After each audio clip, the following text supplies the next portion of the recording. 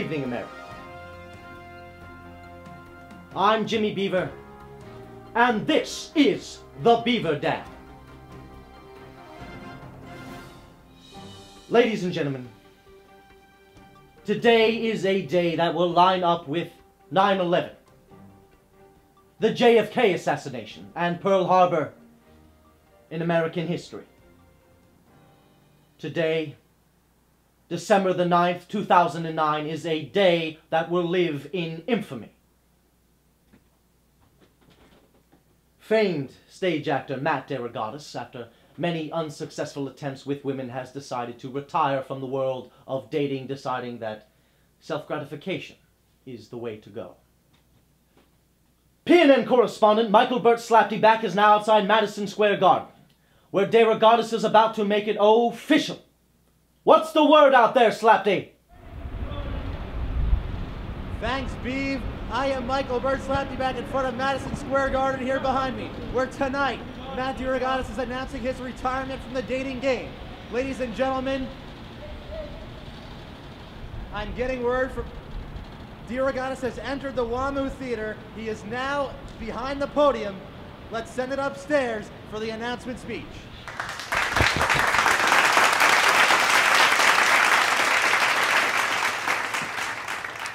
Thank you for coming. Thank you. I have a statement to make, and then that'll be it. I will not be taking any questions. It is with great sorrow that I stand here before you today. Over the last 12 years, I have dated and failed miserably with women. During this span, I have been in relationships, flings, and everything in between with many different females. Each story more ridiculous than the next. In actuality, it all started for me in elementary school. It was routine for girls like Devin Papalia, Shannon Campbell, Cassie Harris to slip me love letters during Miss Perlberg's spelling class. They'd ask me the question, "Do you like me?" Always giving me the yes or no option. If I circled yes, a relationship would normally ensue. This happened quite frequently during my K through 6 years. Yes, I was quite a hit with the girls of Pine Beach Elementary School. However, as I entered my 20s, my luck surely changed. There was the girlfriend who called me 17 times a day. And then when she couldn't get a hold of me, would then call my friends 17 times a day. Just to see where I was. It was cute for the first week, but after 10 months, it got a little creepy. Then there was the one who cried after sex. Although that one might have been my fault. I'm not really sure. Still a little gray. I never really did talk to her about that. And then there was, who can forget? Shall we call her the bane of my existence for over a year? Was it all bad? Yes. Yes, it took me quite a while to get over the fact that she was screwing me 6 ways till Tuesday one night, and then going on romantic camping getaways with strangers the next. Enter 2009. I came to New York City with renewed hope, looking for a new start. What I got instead was back-to-back-to-back disasters that have once and for all beaten me into submission. First, there was the girl who ran the spa in Soho, whose ex-boyfriend was stalking me for months. The interesting part of this whole thing was she knew about it the entire time, yet neglected to pass that information on to me. I would, however, like to thank the New York City Police Department for all their help on this matter. This past summer, I decided to try internet dating. I went to a little place called OkCupid, where I met a Portuguese beauty queen who talked like Rosie Perez. We dated for nearly 2 months, if you even want to call it dating. What I mean by that is she had the sex drive of notorious virgin Emily Dickinson, failing to let me kiss her at any point during this 2-month period, citing the fact that it was too soon. Her words. Her words. I then removed myself from that disaster and fell right into the warm water of another. This cut is still fresh. This wound is still open, and this is the reason that I stand here before you today. We'll call her Blank, the teenage witch. Now, this one had no problem wanting to kiss me or sleep with me. It's just unfortunate that she had no problem telling me about all the other people that she wanted to sleep with as well.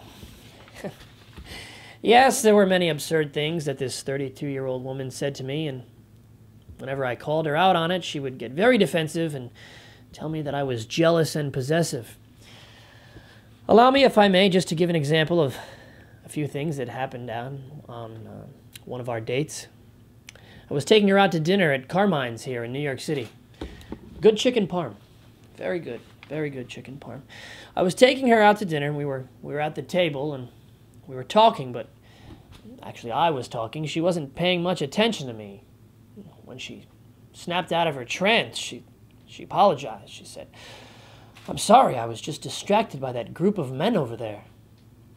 Well, curiously, I turned around to see what she was looking at, and what I discovered was about a dozen or so handsome men dressed in business suits. She was checking them out and felt the need to tell me about that. Moments later, as we were walking back to her apartment, she told me about the 23-year-old that she was smelling in the back of a cab a few days before. Yeah. About 15 minutes later, she went on OkCupid in front of me, checked out some profiles, and then told me about her friend from San Francisco who was coming down in a few weeks, her friend with benefits. She claimed that this was all her sense of humor. Yeah, it's really fucking hysterical. Hilarious. However, me being the eternal optimist / jackass that I am, I gave her the benefit of the doubt that it was her sense of humor, only to be disappointed a few weeks later when she told me that she made a quote-unquote mistake by randomly screwing some guy on Thanksgiving that she met on the internet. And then, for the life of her, she couldn't figure out why I didn't want to have sex with her that night. After she revealed that little nugget to me, she said that I must just not like sex. Yes, there is more, but I'll spare you the stories of her showing me guys that she hooked up with in her photo albums from Vegas. I'd like to be able to sit here and say that there were some good moments in my dating career, but there really wasn't. It's all been pretty terrible. I've lost weight, gained weight, lost hair, lost sleep. Yes, in effect, nothing positive has ever come from any of my interactions with the female race, save for a brief stint with Eve Cannon and some flashes of hope with my first girlfriend some 12 years ago. She was a keeper. We broke up because I didn't want to go bowling with her and her friends. Had I known then what I know now, I would have knocked down a few pins that fateful Saturday night in February. I'm retiring from the dating world, and I would like to emphatically say that I will not be turning to men. However, I have not ruled out animals at this point. I'd like to thank close friends Chris Lupos, Michelle Kalman, and Bob Lamb for listening to me complain for hours on end since 1998. Indeed, I have no idea what the future will bring, but I do know what it will not bring. Terrible, gut-wrenching heartache. I sometimes wish I were a different way. An alpha male, perhaps, whose only goal is to spread his DNA in as many female crotches as possible. Unfortunately, that's not who I am. I'm a sensitive man. And as of today, December the 9th, 2009, just 15 days before my 30th birthday, in the prime of my dating career, I'm hanging up my penis and walking away forever. Thank you. Oh, and check out my website at www.mattderogatis.com. Take care, and happy holidays.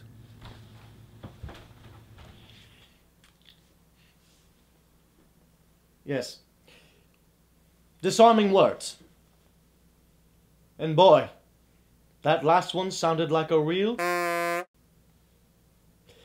TMZ has also informed us that she once also made out with her first cousin. That's just gross. I'm sorry. I'm now being told that Eve Cannon, whom De Rogatis mentioned very favorably in his speech, is standing by from her home in Sheboygan. Eve, what made De Rogatis so special? I think the dating community has lost one of the truly good guys. That was a throwback. I think if he had lived a few decades ago, he would have been far more successful. He was old-fashioned. He buys dinners, flowers, holds open doors, says nice things.